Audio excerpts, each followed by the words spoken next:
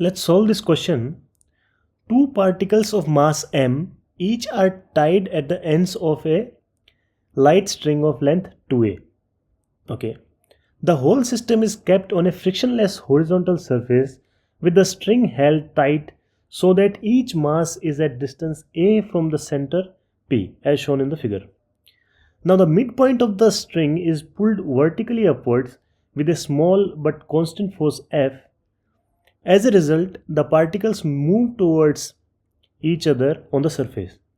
The magnitude of acceleration when the separation between them becomes 2x is.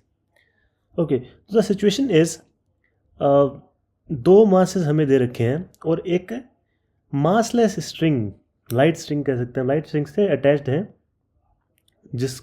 जिसकी length है 2a और एक constant force apply किया जा रहा है at the mid point and जिसकी वजह से क्या है कि ये दोनों मासेस एक दूसरे की तरफ आएंगे.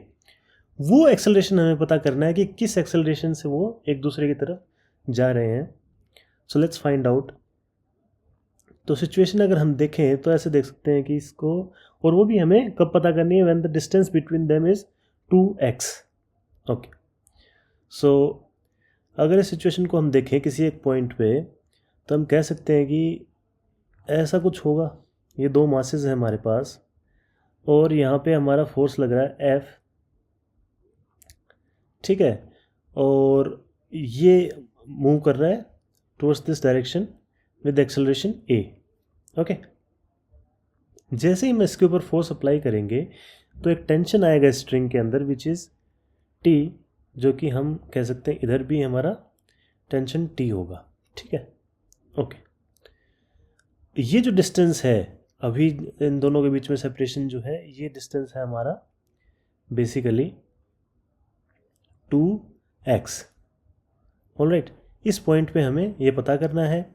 ये हमारे स्ट्रिंग की लेंथ a है, ये भी लेंथ हमारी a है. ओके, तो चलो फाइंड करते हैं इस चीज़ को. कैसे करेंगे? सबसे पहले हम फ्री बॉडी डायग्राम बना सकते हैं इस पॉइंट का कि यहाँ पे क्या सिचुएशन हो रही है हमारी. तो अगर हम देखें तो सपोज़ इसको हम एक्सटेंड करते हैं और यहाँ भी हमारे पास टेंशन T है एक, और इधर भी टेंशन T है. इस एंगल को हम ले लेते हैं एंगल थीटा, जो ये हॉरिजॉन्टल के साथ जो बना रहा है ये एंगल थीटा. तो ये भी एंगल कितना हो गया? थीटा. सिमिलरली ये भी एंगल जो इधर आएगा यहाँ पे भी एंगल थीटा है और ये भी एंगल हो गया हमारा थीटा. ओके, सो अगर इस पॉइंट पे अगर हम देखें तो यहाँ कोई मास नहीं है. ओके, तो sum of all the forces will be equals to 0 at this point. Even if we are applying force upward, यहाँ पे टेंशन होगा, इसके अंदर टेंशन है, लेकिन इस पॉइंट पे there will be the total force will be 0 क्योंकि मास इज 0. ठीक है, तो अगर हम लिखें यहाँ पे तो क्या लिख सकते हैं कि अगर इसको रिजॉल्व करेंगे तो क्या हॉरिजॉन्टल और वर्टिकल डायरेक्शन में आ जाएगा. तो हॉरिजॉन्टल डायरेक्शन में तो हमारा क्या हो जाएगा, टी कॉस थीटा, इधर भी हो जाएगा टी कॉस थीटा. ये दोनों एक दूसरे को कैंसिल कर देंगे. T cos theta minus T cos theta is equals to 0.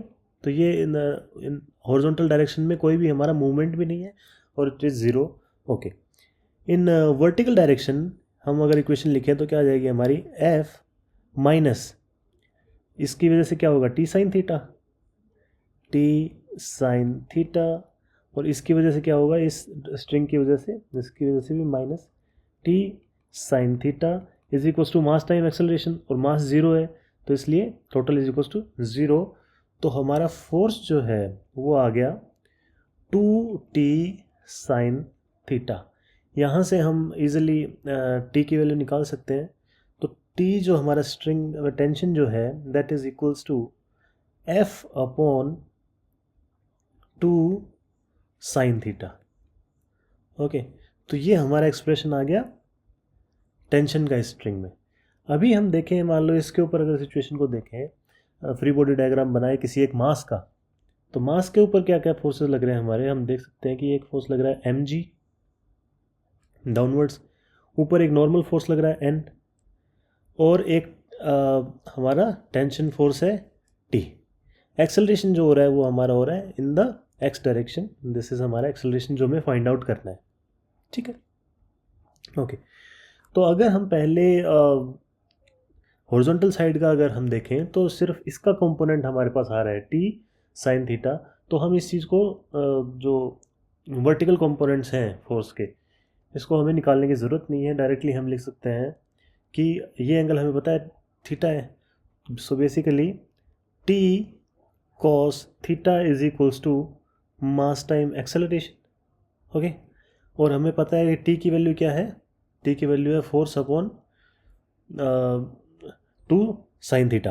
Okay, so यहाँ पे लिख देते हैं mass time acceleration is equals to force upon 2 sine theta multiply by cos theta. तो एक्सेलरेशन क्या हो गया हमारा, एक्सेलरेशन हो गया force upon 2m tan theta. ठीक है, तो टेन थीटा की वैल्यू क्या होगी, परपेंडिकुलर अपॉन बेस। परपेंडिकुलर की वैल्यू क्या है हमारे पास, ये हमें निकालनी होगी। सो ये हमारे पास x है, ये हमारे पास a है, तो इसकी वैल्यू हम इजीली निकाल सकते हैं पाइथागोरस थ्योरम से।